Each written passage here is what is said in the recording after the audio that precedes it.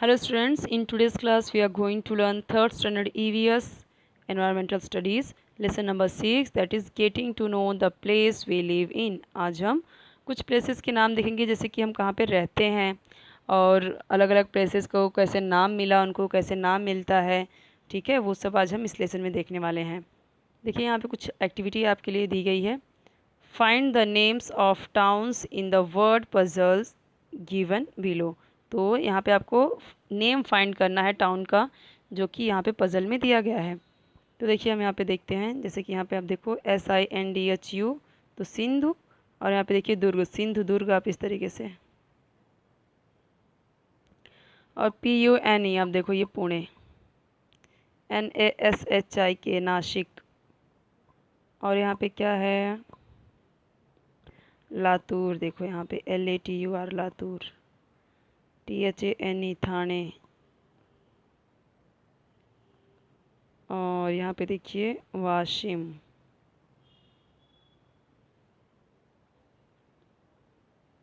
यहाँ पे देखिए कोल्हापुर। यहाँ पे हमें ये सब मिल गया है ना। चलिए इस तरीके से आप और भी ढूंढ सकते हैं। इसमें स्टार्ट करते हैं।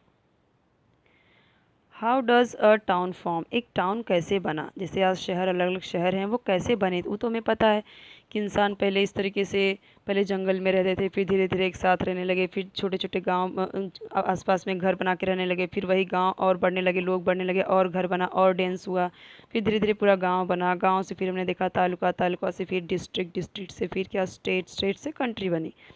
चलिए उसके बारे में पढ़ते हैं। In very old time, very old time का मतलब बहुत पुराने समय में, वेरी का मतलब बहुत और ओल्ड का मतलब पुराने, टाइम मतलब समय, तो बहुत पुराने समय में, बिफोर मैन बिगैन फार्मिंग, जो इंसान थे, इंसान के खेती करने से पहले, फार्मिंग मतलब खेती करने स्टार्ट, बिगैन मतलब शुरू करने से पहले, खेती शुरू करने से भी पहले, बिफोर का मतलब होता है पहले।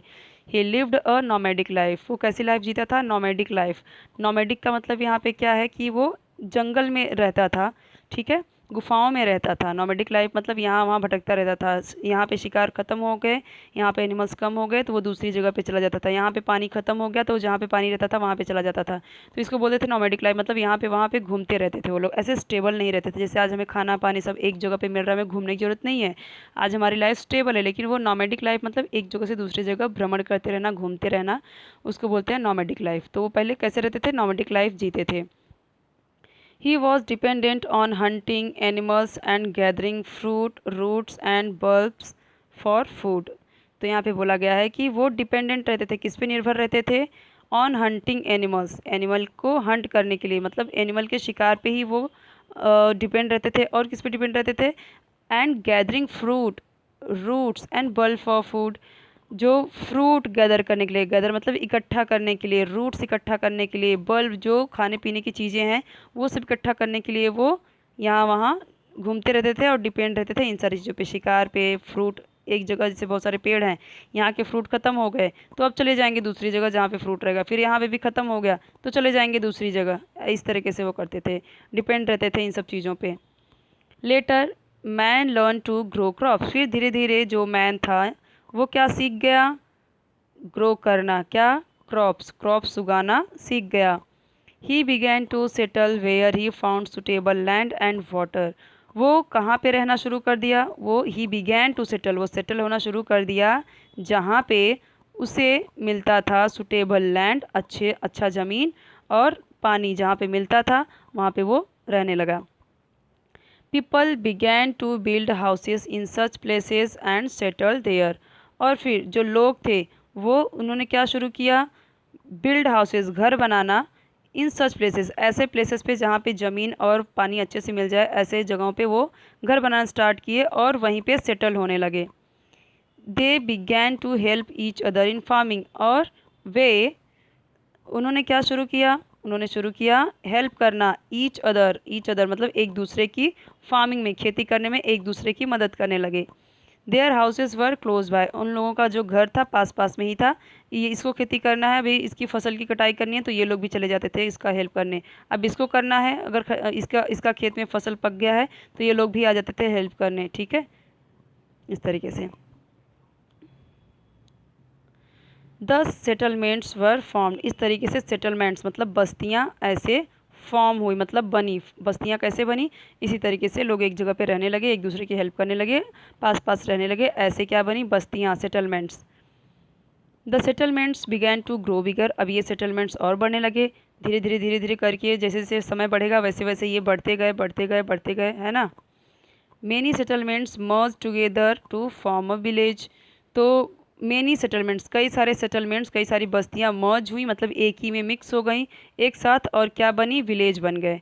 पहले कुछ लोग ऐसे मिलकर रहने लगे, फिर उन्होंने घर बना के रहना स्टार्ट किया, फिर पास में रहने लगे और लोग धीरे धीरे रहने लगे, फिर धीरे धीरे बढ़ते गए वो लोग।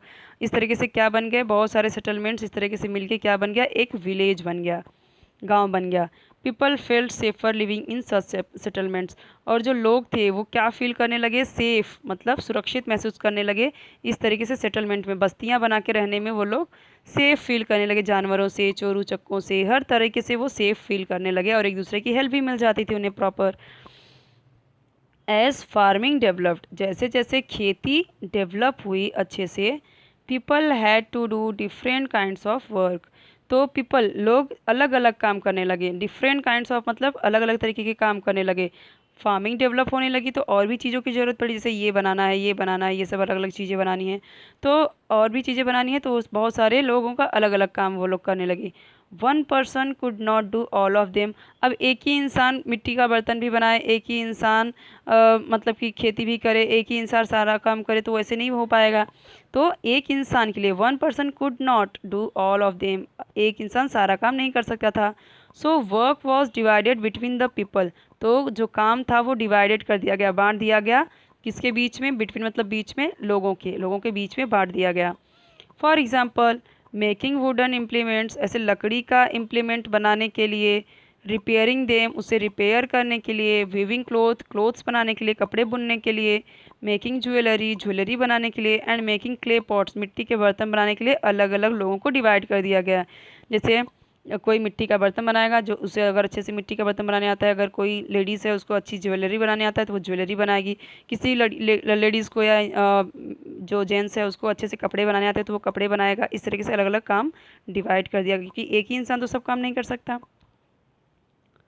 दस there were artisans engage in different occupation, इस तरीके से बहुत सारे आर्टिजन्स मतलब बहुत सारे कारीगर, काम करने वाले जो थे, वो एक साथ अलग अलग ऑक्यूपेशन करने लगे, मतलब वो लोग अलग अलग ऑक्यूपेशन मतलब अलग अलग व्यवसाय, अलग अलग क्षेत्र में अलग अलग काम करने लगे। यहाँ पे क्वेश्चन दिया गया है, which are the different implements needed for farming, तो फार्मिंग के लिए, खेती करने के लिए कौन कौन सी, विच मतलब कौन कौन सी अलग अलग इम्प्लीमेंट्स की ज़रूरत होती है, नीडेड मतलब ज़रूरत होती है, तो हम देखते हैं यहाँ पे जैसे अलग अलग चीज़ें, यहाँ फावड़ा, कुदाल, ये सारी चीज़ें जो है, ये सारी चीज़ें होती हैं। Collect information about the ancient and modern farming plants implements, तो आपको कलेक्ट करना है, इन्फॉर्मेशन मतलब जानकारी कलेक्ट करनी है, एंशियंट पुराने टाइम का, और आज का भी जो फार्मिंग इम्प्लीमेंट्स हैं, खेती करने के जो ऐसे औजार हैं, इम्प्लीमेंट्स मतलब जो औजार हैं, पुराने टाइम का कैसा था, आज के टाइम का कैसा है, उसका आपको इन्फॉर्मेशन कलेक्ट करना है। विजिट एंड एग्रीकल्चरल एग्जीबिशन, ठीक है, एग्रीकल्चर एग्जीबिशन में आपको जाना है, कभी होगा तो ज़रूर जाना। Which historical buildings, monuments, objects et cetera are seen in your area, आपने अपने एरिया में कौन सी हिस्टोरिकल मतलब ऐतिहासिक, जो पुराने टाइम में बनाई गई बिल्डिंगें हैं, ठीक है, बहुत पुराने टाइम में। मॉन्यूमेंट्स लाइक हिस्टोरिकल बिल्डिंग मतलब जैसे मॉन्यूमेंट्स मतलब क्या होता है, जैसे कि ताजमहल, इंडिया गेट, जो पुराने टाइम में, मॉन्यूमेंट्स मतलब बहुत पुराना टाइम का बनाया हुआ कोई चीज़ हो, बिल्डिंग हो, जैसे ताजमहल, इंडिया गेट, कुतुब मीनार, है ना, ये सब, ये सारे जो हैं वो मॉन्यूमेंट हैं, अलग अलग जो किले हैं, फोर्ट हैं, वो सब। ऑब्जेक्ट्स, चीज़ें, ठीक है, तो ये आपने क्या, कौन सा क्या देखा है आपने? अ विलेज, टाउन और city has building such as temples, caves, mosque, churches, memorials, forts, museum et cetera, तो हम देखते हैं बहुत सारे गांव में या टाउन में या जो मतलब विलेज मतलब गांव, टाउन मतलब शहर, या फिर सिटी में बहुत सारी बिल्डिंग्स होती हैं, जैसे कि मंदिर, गुफा, ठीक है, टेम्पल्स मतलब मंदिर, केव्स मतलब गुफा, मॉस मतलब मस्जिद, चर्च आपको पता ही है।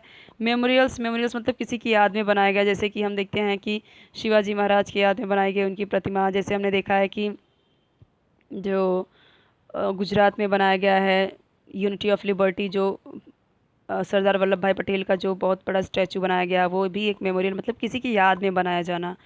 फोर्ट, किला, म्यूज़ियम मतलब कि जो पुरानी चीज़ें होती हैं ना, जो म्यूज़ियम में रखी जाती है देखने के लिए, जैसे कि जो हम देखते हैं कि जो यहाँ पे झांसी में रानी लक्ष्मीबाई का सारा सामान रखा गया है म्यूज़ियम में, इस तरीके से वो सारी चीज़ें। तो ये सारी चीज़ें आपने देखा होगा कि आपके गांव में ये सारी चीज़ें होती हैं। किसी के घर गांव में पुराने मंदिर, जैसे साउथ में कितने पुराने पुराने मंदिर हैं, गुफाएं हैं, जैसे अजंता एलोरा की गुफाएं, एलिफेंटा की जो गुफाएं हैं, ठीक है, वो सब। A place becomes known by these buildings, तो ये जो प्लेस है तो अपनी बिल्डिंग के द्वारा ही जाने जाते हैं। जैसे देखिए हम फेमस है, बोलते हैं ताजमहल कहाँ है, अरे आगरा में है, आगरे का ताजमहल किसने देखा है, दिल्ली में कुतुब मीनार है। जैसे कोई कोई ऐसा प्लेस होता मीन्स कोई कोई ऐसी बिल्डिंग होती है कि उस बिल्डिंग के नाम से ही उस जगह का नाम जाना जाता है। They tell us about the richness of the place, तो ये जो मॉन्यूमेंट्स होते हैं, जो ये जो भी ये मॉस्क हो चाहे चर्च हो मेमोरियल हो, जो इतनी बड़ी बड़ी चीज़ें होती हैं, उनसे हमें खासियत, रिचनेस मतलब खासियत पता चलती है उस प्लेस की। They help us to understand our history, और हेल्प करते हैं ये सभी चीज़ें, ये जो हमने पढ़ा ये सारी चीज़ें हमें हेल्प करती हैं हमारे हिस्ट्री को अंडरस्टैंड करने मतलब समझने में। दीज बिल्डिंग्स आर ट्रेजर्स, और ये जो बिल्डिंग्स होती हैं, दीज बिल्डिंग्स मतलब ये बिल्डिंग हमारी क्या है, और मतलब हमारी ट्रेजर्स हैं, मतलब हमारी संपत्ति है, हमारी प्रॉपर्टी है।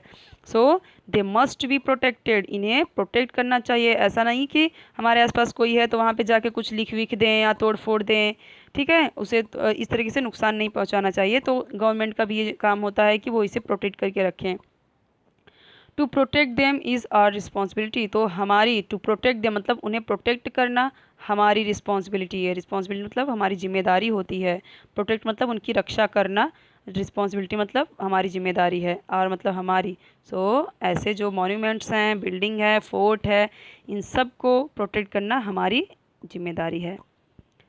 अ प्लेस में also become famous because of a religious place, fair और फोर्ट, तो देखिए कुछ प्लेस, कुछ जगह ऐसे होते हैं जो फेमस हो जाते हैं क्योंकि रिलीजियस, इसके रिलीजियस प्लेस की वजह से। मेला जो फेयर है या फिर जो फोर्ट है, ठीक है, मतलब कि जहाँ का, जैसे आपको पता होगा कहीं कहीं पे बहुत बड़ा मेला लगता है, अरे यहाँ पे बहुत बड़ा मेला लगता है हर साल, तो इसके लिए वो फेमस होता है कि यहाँ का मेला बहुत बड़ा होता है, बहुत अच्छा होता है। रिलीजियस प्लेस, जैसे कि बहुत सारे ऐसे रिलीजियस प्लेस हैं इंडिया में कि उसकी वजह से जाने जाते हैं, रिलीजियस प्लेस की वजह से, जैसे कि वहाँ का मंदिर, सोमनाथ का मंदिर, हरिद्वार का मंदिर, ठीक है, जगन्नाथपुरी मंदिर, अमरनाथ, केदारनाथ। तो ये सब क्यों फेमस है, वो मंदिर की वजह से फेमस है ना। For example Raigarh district is known for the Raigarh fort. अब रायगढ़ डिस्ट्रिक्ट जो है वो इतना फेमस क्यों है, क्योंकि वहाँ पे जो रायगढ़ फोर्ट है, सब लोग उसकी नाम की वजह से, जो रायगढ़ फोर्ट है, ये रायगढ़ फोर्ट की वजह से ही वो डिस्ट्रिक्ट फेमस है। ये देखिए रायगढ़ फोर्ट है, ये किला। आस्क योर टीचर और parents how your place got its name, अपने टीचर से या अपने पेरेंट्स से ना पूछो कि आप जहाँ पे रह रहे हो उस प्लेस का नाम कैसे पड़ा। Find out and write down names of place which have been named after a person, fruit, flower, tree, animal, bird और वाटर, तो ऐसे प्लेसेस को फाइंड आउट करिए जो किसी पर्सन के नाम पे पड़ा हो, जो किसी फ्रूट के, फ्लावर पे मतलब फल फूल, पेड़, एनिमल या चिड़िया, या पानी के नाम पे, वाटर रिजर्वायर जो होते हैं उनके नाम पे पड़ा है, ठीक है।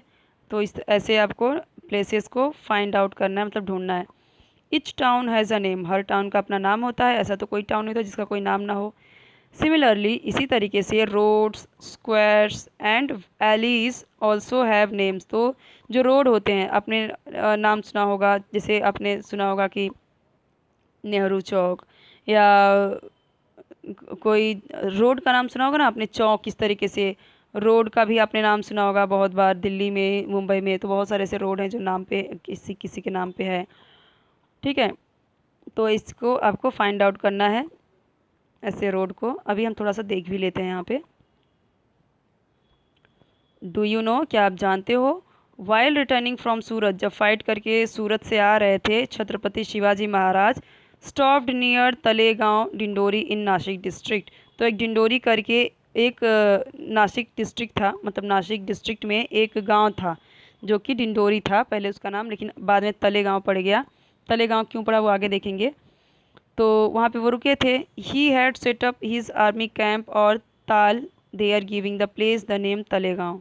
तो जब वो नासिक से लौट के सूरत से लौट के आ रहे थे फाइट करके, तो यहाँ पे क्या हुआ कि उनके जो आर्मी थी, आर्मी कैंप उनके जो रुके, जो आर्मी का उन्होंने कैंप लगाया रुकने के लिए, क्योंकि एक मतलब एक दिन में पहुंचना मुश्किल होता ना, तो वो रुक रुक के थोड़ी दूर तक मतलब थोड़ा आराम कर करके लोग आते जाते थे, क्योंकि गाड़ी मोटर तो होता नहीं था, प्लेन और ट्रेन तो होता नहीं था कि आराम से बैठे और पहुंच गए। तो पैदल या फिर घोड़े गाड़ी ऐसे इस तरीके से ही जा सकती, तो थोड़ा आराम करने के लिए वो अपना कैंप उन्होंने, कैंप को ही क्या, आर्मी कैंप को ही क्या बोलते हैं, ताल, ठीक है, ताल बोलते हैं। तो उन्होंने अपना आर्मी कैंप लगाया उस गांव में, डिंडोरी में। इसीलिए उस प्लेस का ही नाम क्या पड़ गया, तलेगांव, क्योंकि वहाँ पे किसका ताल बैठाया गया था, मतलब आर्मी कैंप लगाया गया था शिवाजी महाराज का, इसीलिए उस जगह का नाम, उस गांव का नाम पड़ गया तलेगांव, जबकि था Dindori. Dhamangaon path in Ahmednagar district was so named because formerly there was an abundance of dhaman trees there। तो जो धमन गांव है ये अहमदनगर में है, जो डिस्ट्रिक्ट मतलब ज़िला जो अहमदनगर है, वहाँ पे एक गांव है धमन गांव। इसका नाम इसलिए पड़ा धमन गांव, इसलिए फॉर्म मतलब इसलिए इसका नाम पड़ा क्योंकि यहाँ पे अबंडेंस, अबंडेंस मतलब लार्ज क्वांटिटी, बहुत ज़्यादा, अबंडेंस मतलब बहुत ज़्यादा धमन ट्रीज़ हैं। धमन एक तरह का पेड़ है, वहाँ पे बहुत सारे ये पेड़ है, उसी के नाम पे यहाँ का नाम पड़ गया Dhamangaon. There is a village called Asthi Dhotar Jodachi in Partur taluka of Jalna district. तो एक गांव और है जिसका नाम है अस्थि धोतर जोड़ाची, और ये कहाँ पे है, ये है पारतुर तालुका, जो कि जालना डिस्ट्रिक्ट, जालना ज़िले में पारतुर तालुका में एक गांव है जो कि है अस्थि धोतर जोड़ाची, ये गांव का नाम है। तो ये क्यों पड़ा नाम, क्योंकि fine dhotar jodis of excellent quality were made there, क्योंकि यहाँ पे जो धोती है, मतलब धोती मतलब जो पुराने लोग जो हमारे ओल्ड पीपल लोग पहनते हैं, जो ग्रैंडफादर लोग पहनते हैं धोती वाइट कलर की, तो वो वहाँ पे बहुत अच्छे बनाया जाता है, ठीक है। धोतर जोड़ी मतलब एक्सीलेंट क्वालिटी, बहुत ही अच्छी क्वालिटी की वहाँ पे बनाई जाती है। This gave the village it's name, इसीलिए ये जो धोती की वजह से ही यहाँ का नाम पड़ गया धोतर जोड़ाची, अष्टी धोतर जोड़ाची, मतलब मराठी में है ये नाम, ठीक है। सो इसलिए इसका नाम पड़ गया। तो बच्चों अब यहाँ से हम देखेंगे नेक्स्ट वीडियो में, ठीक है। मैं नेक्स्ट वीडियो का लिंक इस वीडियो के नीचे ही दे दूँगी डिस्क्रिप्शन बॉक्स में, कमेंट सेक्शन में, जहाँ पे आप कमेंट करते हैं वहाँ से आप नेक्स्ट वीडियो देख लेना। कोई भी डाउट है कमेंट सेक्शन में पूछ लेना। चैनल सब्सक्राइब कर दीजिए, बेल आइकन प्रेस कर दीजिए, और बेल आइकन प्रेस करोगे तो आपको पहले ऊपर में ऑल का ऑप्शन दिखेगा, वो वाला आप क्लिक कर देना। तो मैं न्यू वीडियो जब बनाऊँगी तो आपको उसका नोटिफिकेशन मिल जाएगा। वीडियो को लाइक कर देना और अपने फ्रेंड्स के साथ भी शेयर कर देना।